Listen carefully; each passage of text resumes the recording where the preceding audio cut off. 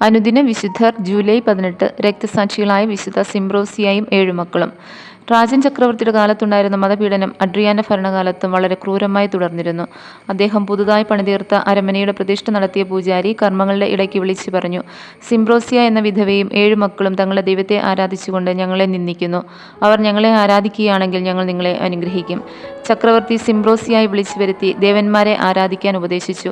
അവൾ പ്രതിവചിച്ചു, എൻ്റെ ഭർത്താവ് ജെട്യൂളിയൂസും സഹോദരൻ അമാൻസിയൂസും അങ്ങയുടെ ന്യായാധിപന്മാരായിരിക്കെ യേശുക്രിസ്തുവിനെ പ്രതി ക്രൂരമർദ്ദനങ്ങൾ സഹിച്ചു. മനുഷ്യർ അന്ന് അവരെ പുച്ഛിച്ചു, എന്നാൽ മലാഹമാർ അവരെ സ്തുതിച്ചു. ഇന്ന് അവർ നിത്യജീവൻ ആസ്വദിക്കുകയാണ്.